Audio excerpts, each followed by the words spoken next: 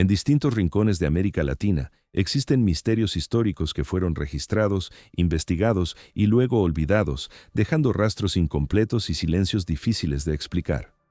Hoy analizaremos 7 de estos casos. 1. La expedición de Percy Fawcett en Brasil. En abril de 1925, el explorador británico Percy Harrison Fawcett ingresó en la región del Mato Grosso, en Brasil, acompañado por su hijo Jack Fawcett y el amigo de este, Raleigh Rimmel.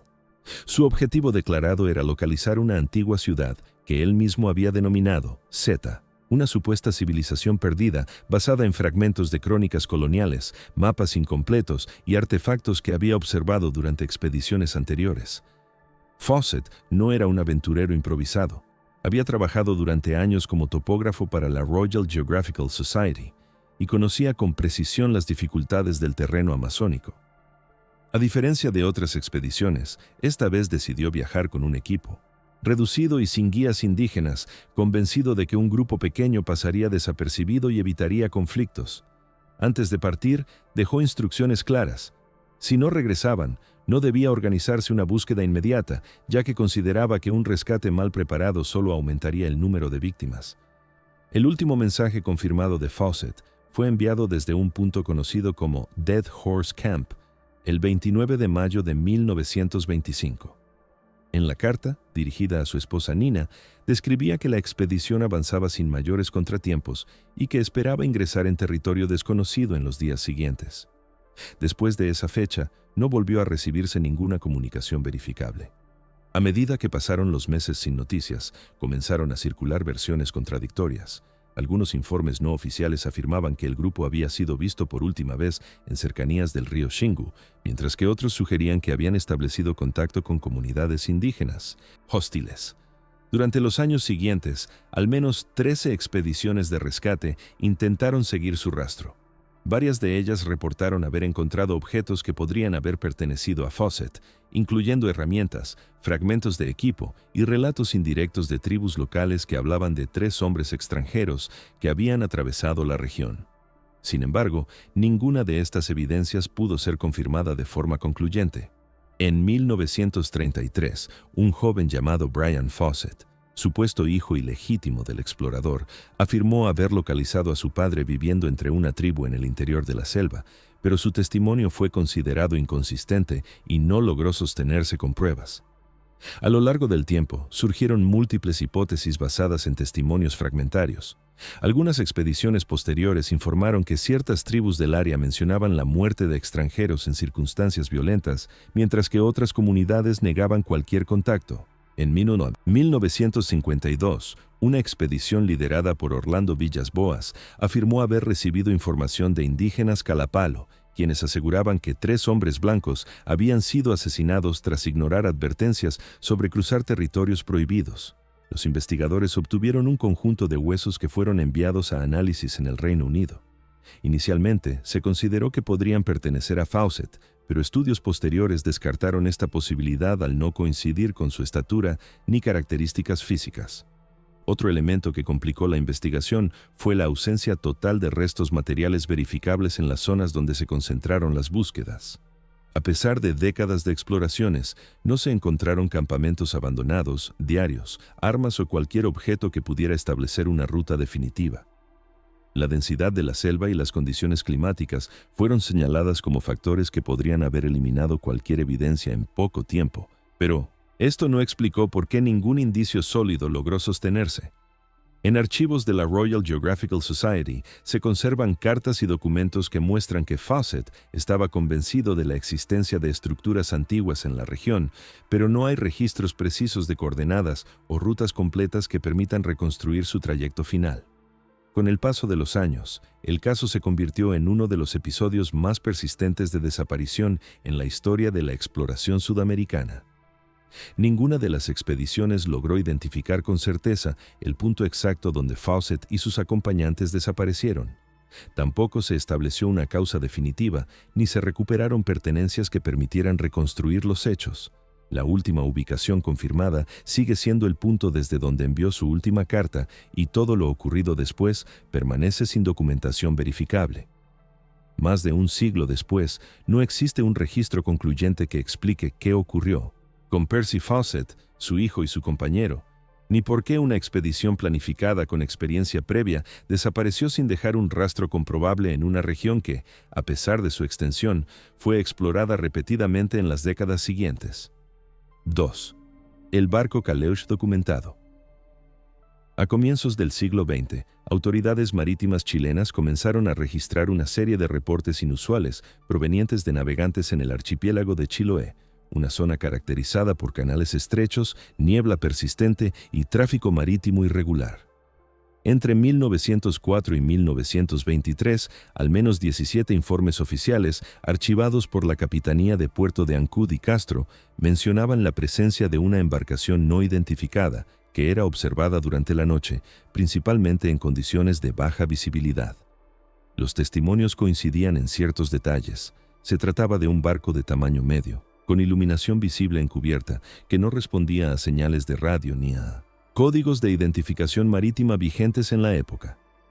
Uno de los primeros registros formales fue redactado por el capitán mercante Ernesto Aguilar en 1906, quien declaró haber visto una nave iluminada a corta distancia cerca del canal de Chacao. Según su informe, al intentar establecer contacto mediante señales lumínicas, la embarcación cambió abruptamente de rumbo y desapareció entre la niebla sin emitir respuesta alguna. En años posteriores, pescadores locales y tripulaciones de transporte reportaron encuentros similares, describiendo un barco que parecía mantenerse en movimiento constante sin detenerse en puertos ni aparecer en rutas comerciales registradas. En 1914, la Armada de Chile ordenó una inspección preventiva tras recibir múltiples reportes concentrados en un mismo sector. El teniente Julio Barría encabezó una patrulla que recorrió la zona durante 3 noches consecutivas. En su informe, fechado el 17 de agosto, señaló que lograron divisar una estructura iluminada a distancia, pero que al intentar aproximarse, la visibilidad se redujo drásticamente y el objeto dejó de ser perceptible en cuestión de minutos. El documento fue archivado sin conclusiones claras, aunque se descartó oficialmente la presencia de embarcaciones extranjeras registradas en la zona. A partir de 1918, con la expansión del uso de radio en navegación, varios capitanes intentaron establecer comunicación directa al detectar la supuesta nave. Ninguna de estas transmisiones recibió respuesta. En algunos casos, las bitácoras registraron interferencias breves en las frecuencias utilizadas, aunque los equipos de la época eran propensos a fallas técnicas, lo que impidió considerar estos eventos como evidencia concluyente. Un elemento que llamó la atención de las autoridades fue la ausencia total de registros portuarios vinculados a la embarcación. Ningún barco con las características descritas figuraba en listas de entrada o salida en los principales puertos del sur de Chile, ni en registros internacionales consultados en Valparaíso. En 1921, el Ministerio de Marina abrió un expediente interno para centralizar los informes y evaluar posibles riesgos para la navegación. El documento recopiló testimonios de al menos 30 testigos, incluyendo oficiales, marineros y pescadores. A pesar de la coincidencia en ciertos detalles, las descripciones variaban en aspectos clave como el tamaño exacto de la nave, el número de luces visibles y su velocidad aparente. Algunos testigos afirmaban que el barco parecía antiguo, mientras otros lo describían como una estructura moderna para su tiempo. En 1923, el expediente fue cerrado sin una identificación oficial del objeto observado. Décadas más tarde, en la década de 1960, investigadores independientes accedieron a copias parciales de estos archivos y señalaron que varios de los avistamientos coincidían en ubicación y horario, lo que sugería un patrón repetitivo.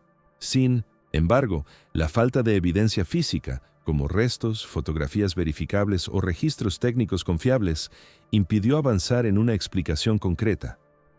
En los años siguientes, algunos informes aislados continuaron apareciendo en bitácoras privadas, aunque ya sin intervención directa de autoridades. En todos los casos, el elemento constante fue la observación de una embarcación que no podía ser identificada ni localizada posteriormente. No existen registros de accidentes, naufragios o embarcaciones desaparecidas que coincidan plenamente con las características descritas en los informes originales. Tampoco hay evidencia de actividades clandestinas documentadas en la zona durante ese periodo que expliquen la presencia recurrente de un barco sin identificación. A pesar del tiempo transcurrido, los archivos originales permanecen incompletos y algunos documentos mencionados en el expediente de 1921 no se encuentran disponibles en los registros actuales. La información conservada no permite determinar si todos los testigos observaron el mismo objeto o si se trató de múltiples embarcaciones distintas bajo condiciones similares. Hasta hoy, no existe una explicación verificada sobre la identidad, origen o propósito de la nave observada en Chiloé durante esas décadas, ni sobre por qué nunca pudo ser registrada oficialmente, a pesar de los múltiples intentos de seguimiento y documentación. 3. La ciudad perdida de los incas en Vilcabamba. En 1572, tras décadas de resistencia contra la expansión española, el último bastión del Imperio Inca fue registrado en documentos coloniales como Vilcabamba, una ciudad ubicada en una región remota de la selva alta del actual Perú. Según las crónicas de soldados y misioneros, este enclave sirvió como refugio para los incas rebeldes liderados por Túpac Amaru I, quien fue capturado y ejecutado ese mismo año. Sin embargo, las descripciones de la ubicación exacta de Vilcabamba resultaron imprecisas. Desde el inicio, los textos hablaban de una ciudad rodeada de montañas, ríos difíciles de cruzar y caminos ocultos, pero no incluían coordenadas ni referencias geográficas verificables. Durante siglos, la ciudad quedó registrada en archivos históricos sin una localización confirmada.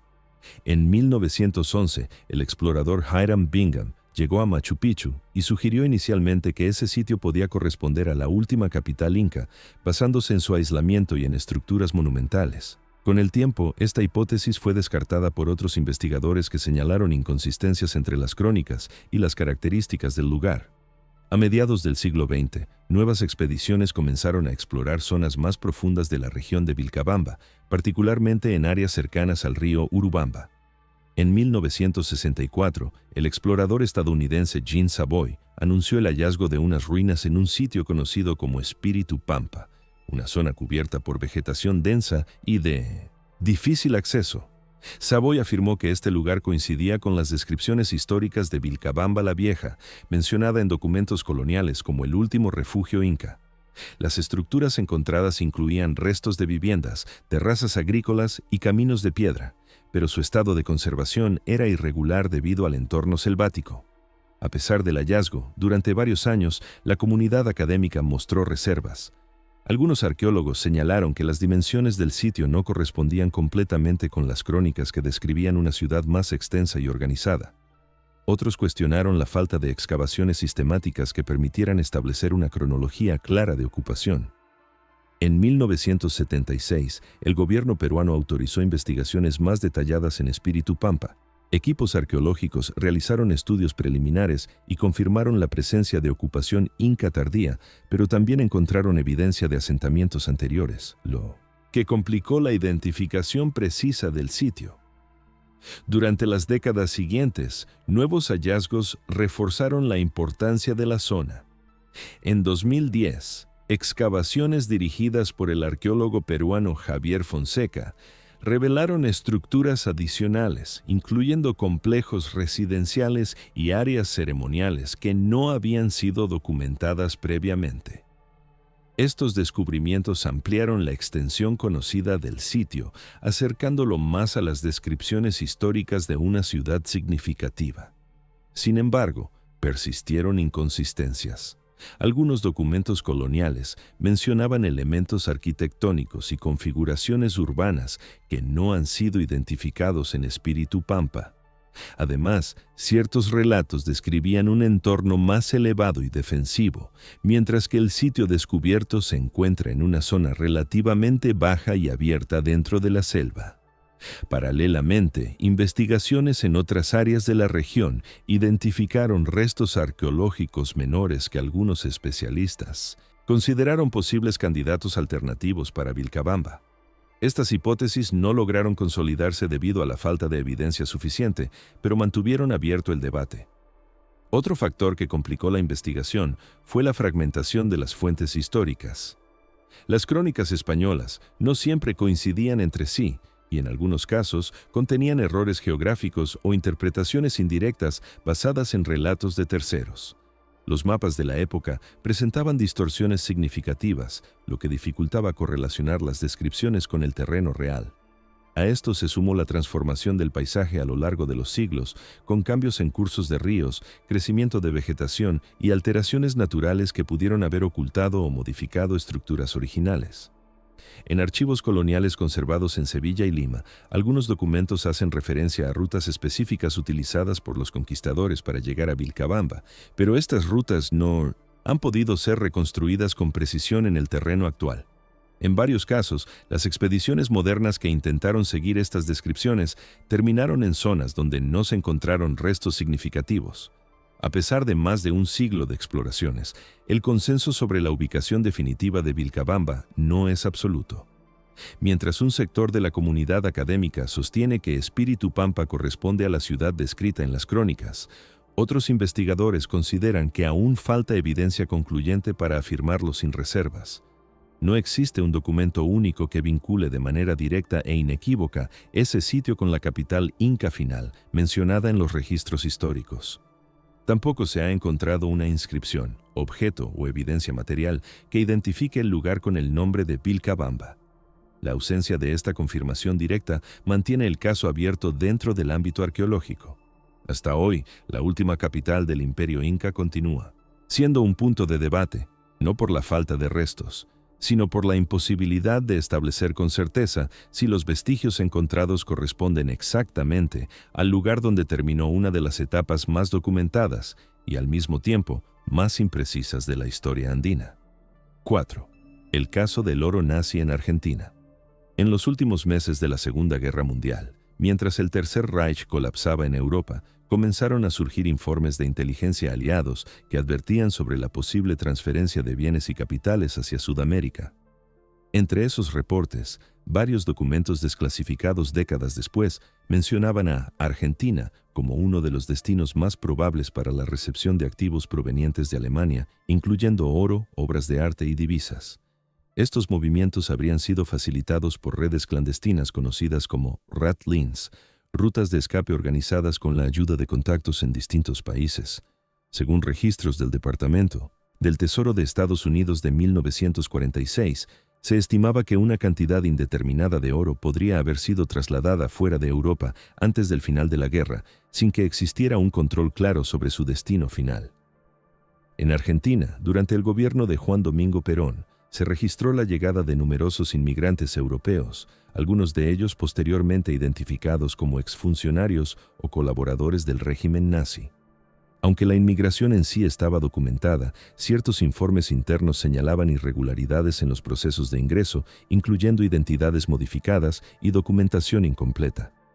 En 1947, un memorando del agregado naval estadounidense en Buenos Aires mencionaba rumores persistentes sobre la existencia de depósitos de bienes alemanes en zonas remotas del país, particularmente en la Patagonia. Sin embargo, el documento aclaraba que no se contaba con evidencia directa que confirmara estas afirmaciones. A lo largo de las décadas siguientes, distintos investigadores independientes y periodistas intentaron rastrear posibles rutas utilizadas para el traslado de estos bienes. Uno de los puntos recurrentes fue el puerto de Buenos Aires, donde se sospechaba que algunas cargas habrían ingresado sin ser completamente registradas en los manifiestos oficiales. También se mencionaron estancias privadas en provincias como Río Negro y Neuquén, donde supuestamente se habrían almacenado objetos de valor. En 1985, una comisión investigadora del Congreso argentino revisó archivos vinculados a actividades financieras de la posguerra. Entre los documentos analizados se encontraron referencias a transferencias bancarias provenientes de cuentas europeas asociadas a individuos investigados por su vínculo con el régimen nazi. Sin embargo, estas operaciones no pudieron ser conectadas de manera directa con la existencia de oro físico en territorio argentino. Otro elemento que alimentó el caso fue el testimonio de antiguos residentes de localidades patagónicas, quienes afirmaban haber observado movimientos inusuales de camiones durante la década de 1940, en horarios nocturnos y hacia zonas poco transitadas. Estos relatos fueron recogidos en entrevistas realizadas en los años 90 por investigadores privados, pero no fueron corroborados por registros oficiales ni documentos logísticos. En paralelo, archivos de inteligencia británicos desclasificados en 1998 mencionaban la posibilidad de que parte del oro nazi hubiera sido redistribuido a través de intermediarios financieros en América Latina, sin especificar ubicaciones concretas. A pesar de múltiples intentos por localizar depósitos o recuperar bienes, ninguna investigación logró identificar físicamente cargamentos de oro vinculados de manera concluyente con estas operaciones. En algunos casos, expediciones privadas organizaron búsquedas en áreas rurales basándose en mapas no verificados o testimonios indirectos, sin resultados concretos. En 2000, el Banco Central de la República Argentina publicó un informe en el que afirmaba no haber encontrado evidencia de reservas de oro de origen nazi en sus registros históricos. No obstante, el mismo documento reconocía que los sistemas de control financiero de la época presentaban limitaciones y que no todos los movimientos podían ser rastreados con precisión. Otro aspecto que complicó la investigación fue la posible utilización de terceros países para ocultar el origen de los bienes, lo que habría dificultado su seguimiento documental. En archivos diplomáticos alemanes también se encontraron referencias ambiguas a transferencias seguras realizadas antes del final de la guerra, sin detallar destinos específicos. A pesar del interés sostenido en el tema, no existe hasta hoy un inventario verificable que confirme la llegada de oro nazi a Argentina ni su ubicación actual. Tampoco se ha identificado un sitio físico donde estos bienes hayan sido almacenados o recuperados. Las investigaciones oficiales y privadas coinciden en la existencia de indicios documentales que sugieren movimientos financieros y logísticos, pero ninguno de estos elementos ha podido establecer una conexión directa y comprobable con depósitos reales. El caso permanece abierto en términos históricos, sostenido por archivos incompletos, testimonios fragmentarios y la ausencia de evidencia material que permita cerrar definitivamente la cuestión sobre si parte del oro del Tercer Reich llegó o no a territorio argentino y qué ocurrió con él después de la guerra. 5. El manuscrito de la selva amazónica. En 1978, durante una expedición botánica en la región del Alto Río Negro, en la frontera entre Brasil y Colombia, un equipo del Instituto Nacional de Pesquisas da Amazonia reportó el hallazgo de un objeto inusual en una zona de difícil acceso a varios días de navegación desde el asentamiento más cercano. El grupo, liderado por el biólogo Renato Almeida, se encontraba documentando especies vegetales cuando uno de los asistentes localizó un pequeño cofre de madera parcialmente enterrado bajo raíces y sedimentos. El objeto presentaba signos avanzados de deterioro por humedad, pero su estructura se mantenía intacta. En su interior, envuelto en capas de tela degradada, se encontraba un cuaderno manuscrito de aproximadamente 80 páginas, redactado en español con trazos irregulares y tinta desvanecida. El cuaderno fue trasladado a Manaos para su análisis preliminar. Según el informe inicial, fechado el 12 de septiembre de 1978, el documento contenía descripciones de rutas fluviales, coordenadas incompletas y referencias a puntos geográficos que no coincidían con mapas oficiales de la región. Algunas páginas incluían dibujos esquemáticos de bifurcaciones de ríos y marcas que parecían indicar ubicaciones específicas, pero sin leyendas claras. El estilo de escritura sugería que el autor no tenía formación cartográfica formal, aunque mostraba un conocimiento detallado del entorno selvático.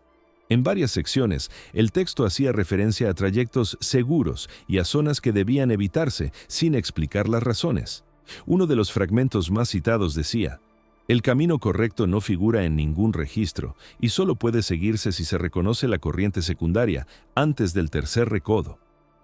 No se mencionaban nombres propios ni fechas completas, aunque en una de las últimas páginas aparecía la cifra 1934, junto a una firma ilegible.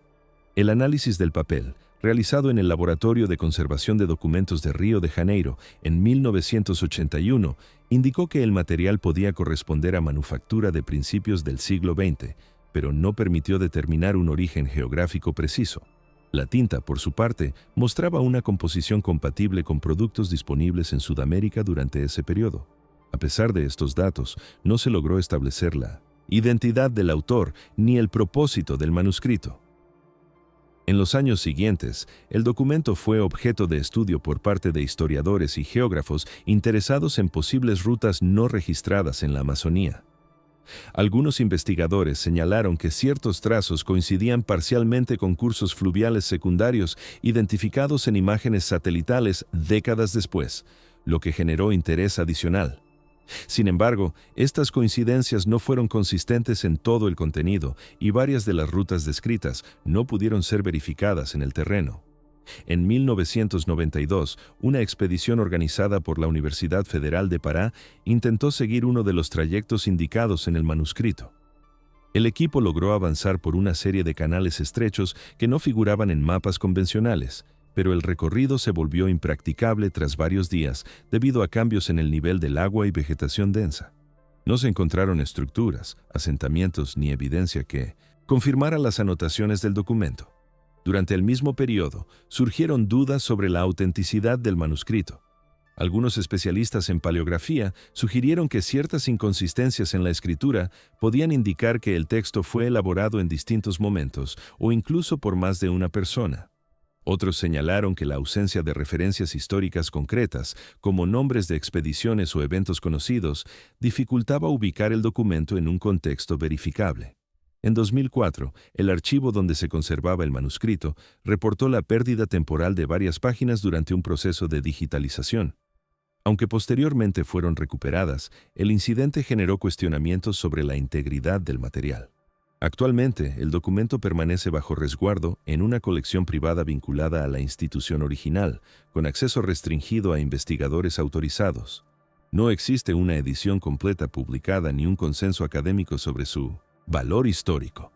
Algunos lo consideran un registro genuino de exploración no documentada en la Amazonía, mientras otros lo interpretan como una recopilación imprecisa sin base verificable. A pesar de más de 4 décadas de análisis, no se ha logrado identificar al autor, confirmar las rutas descritas ni determinar con certeza el propósito del manuscrito. Tampoco se ha establecido por qué fue abandonado en una zona remota, ni si formaba parte de un registro mayor que nunca fue encontrado. La combinación de elementos plausibles y vacíos documentales mantiene el caso en un estado de incertidumbre, donde cada intento de verificación abre nuevas preguntas sin ofrecer una conclusión definitiva. 6. La base abandonada en la Patagonia. En 1998, un equipo de geólogos argentinos que realizaba estudios de suelo en la provincia de Santa Cruz reportó una anomalía en un conjunto de mapas topográficos militares desclasificados parcialmente en la década anterior. En uno de estos documentos, fechado en 1956 y atribuido al Instituto Geográfico Militar, aparecía una pequeña instalación marcada con un símbolo no identificado en una zona remota al oeste del lago Viedma, cerca de la frontera con Chile. Lo que llamó la atención no fue solo la presencia del símbolo, sino el hecho de que dicha estructura no figuraba en mapas posteriores ni en registros civiles o militares disponibles. El hallazgo fue inicialmente considerado un error cartográfico, pero al superponer coordenadas modernas, los investigadores notaron que el punto correspondía a un área accesible, aunque aislada, sin referencias conocidas de asentamientos históricos. En 2001, el geólogo Martín Echeverría organizó una expedición privada para verificar la existencia del sitio. Tras varios días de recorrido por terreno irregular, el equipo llegó a una planicie parcialmente cubierta por vegetación baja y restos de estructuras dispersas. Según el informe presentado ante la Universidad Nacional de La Plata, se identificaron cimientos de al menos 3 edificaciones, restos de lo que parecía un sistema de almacenamiento y fragmentos metálicos compatibles con infraestructura industrial ligera. No se encontraron señales visibles de actividad reciente, pero sí indicios de intervención humana organizada. Entre los objetos recuperados se hallaron piezas de cerámica común, restos de vidrio grueso y fragmentos de cableado con aislamiento deteriorado. Ninguno de estos materiales tenía marcas claras de fabricación que permitieran establecer su origen o fecha exacta. El equipo también reportó la presencia de una base de hormigón que parecía haber sostenido una estructura mayor, posiblemente una torre o antena. Sin embargo, no se encontraron restos completos que confirmaran esta hipótesis.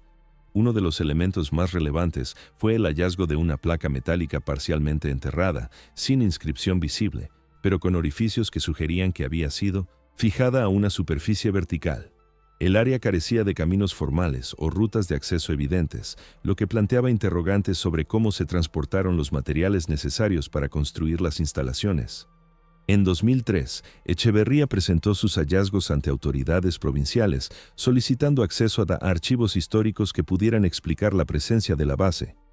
La respuesta oficial indicó que no existían registros de instalaciones militares, científicas o logísticas en esa ubicación durante el periodo correspondiente. Documentos del Ministerio de Defensa revisados en años posteriores tampoco mencionaban operaciones en esa zona específica. Paralelamente, investigadores independientes comenzaron a revisar archivos extranjeros en busca de referencias cruzadas. En un documento británico de 1958, vinculado a monitoreo geopolítico en el Atlántico Sur, se hacía una breve mención a instalaciones no identificadas en la región austral de Argentina, sin detallar ubicación exacta. Aunque la referencia era vaga, coincidía temporalmente con la fecha del mapa donde aparecía la base. Otro aspecto que generó interés fue el testimonio de antiguos pobladores de estancias cercanas, recogido en entrevistas realizadas entre 2005 y 2007. Algunos afirmaron haber visto durante la década de 1960 movimientos esporádicos de vehículos en zonas donde no existían caminos oficiales, así como luces visibles en la distancia durante la noche. Sin embargo, estos relatos no pudieron ser verificados mediante registros documentales ni fotografías de la época. En 2012, un nuevo análisis satelital de la zona reveló patrones geométricos en el terreno que coincidían con las estructuras observadas en 2001, lo que confirmó que los restos no eran formaciones naturales. A pesar de ello, no se detectaron elementos adicionales que permitieran ampliar la comprensión del sitio. La vegetación y las condiciones climáticas habían erosionado gran parte de la superficie, dificultando la identificación de detalles.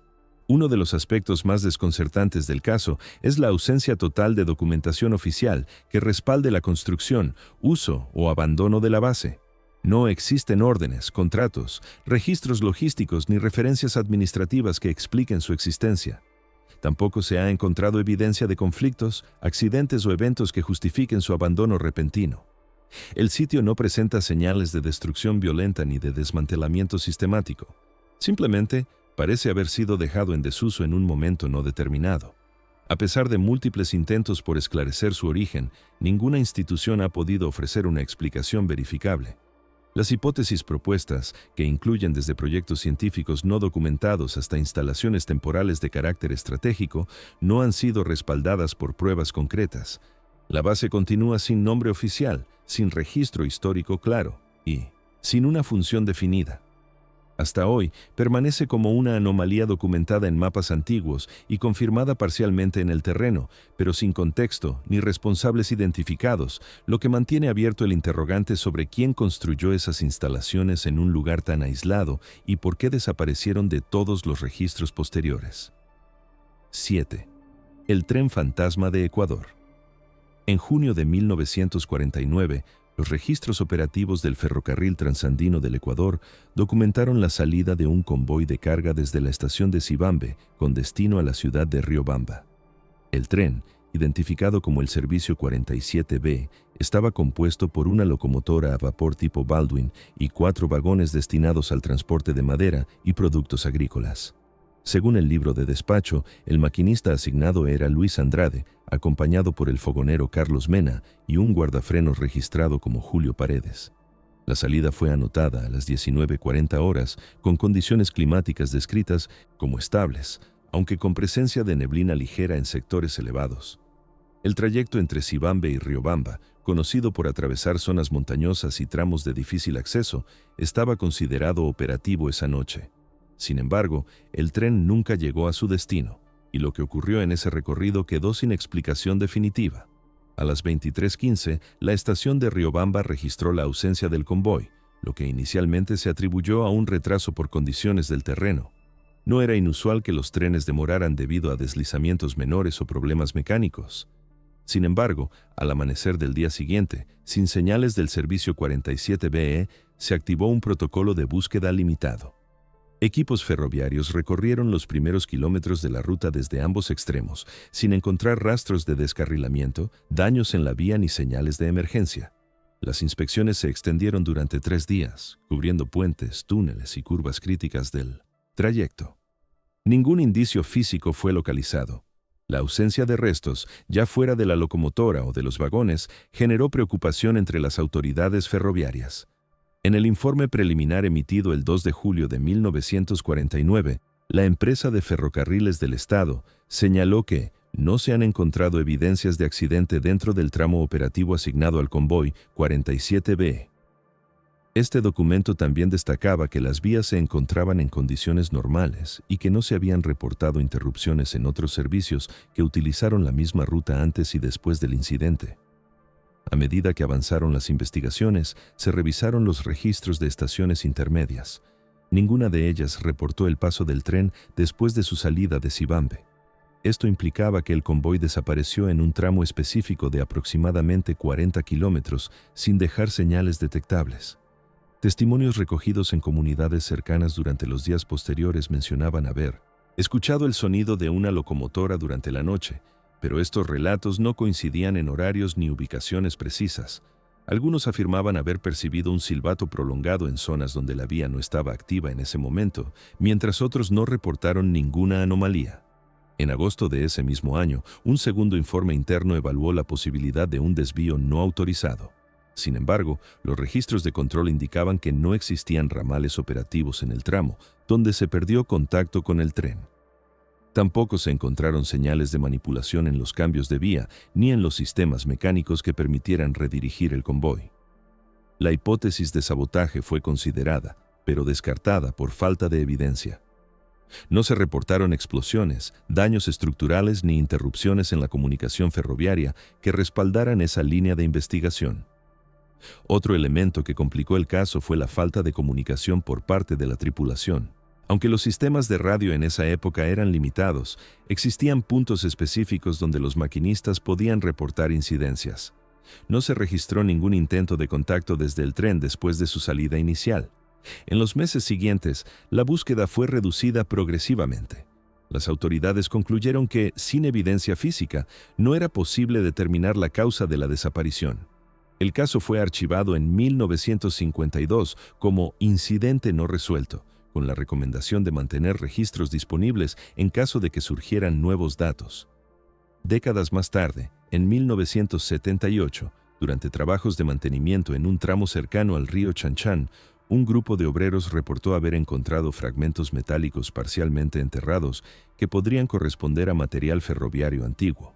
Sin embargo, tras un análisis superficial, se determinó que no había suficientes elementos para vincularlos con el convoy 47B. Los fragmentos no presentaban marcas identificables y fueron catalogados como restos genéricos. En los años 90, investigadores independientes revisaron archivos históricos del sistema ferroviario ecuatoriano y señalaron inconsistencias en los registros de carga del tren desaparecido. Algunos documentos indicaban variaciones en el peso total del convoy y en la cantidad de vagones asignados, aunque estas discrepancias no fueron consideradas concluyentes. También se observó que ciertos documentos relacionados con el servicio 47-BE estaban incompletos o presentaban tachaduras, lo que generó dudas sobre la precisión de los registros originales. A pesar de estas observaciones, no se logró establecer una relación directa entre las irregularidades documentales y la desaparición del tren. Hasta la actualidad, no se ha encontrado la locomotora, los vagones ni los restos de la tripulación. Tampoco se ha identificado un punto específico donde el convoy pudo haber salido de la vía o haber sido desviado. La línea ferroviaria continúa existiendo en algunos tramos, aunque con modificaciones significativas respecto a su trazado original. El caso del tren 47-BE permanece como uno de los incidentes más extraños en la historia ferroviaria de Ecuador, no por la magnitud de un accidente documentado, sino por la ausencia total de evidencia en un sistema que, incluso en su época, mantenía registros detallados de cada operación. La desaparición de un tren completo en un trayecto controlado, sin restos, sin señales y sin una explicación verificable, sigue siendo un episodio abierto dentro de los archivos históricos del país. Gracias por permanecer hasta el final, porque en los márgenes del tiempo y la memoria persisten historias que no desaparecen, ocultas en silencios densos, donde la verdad rara vez se muestra completa y siempre deja rastros incompletos.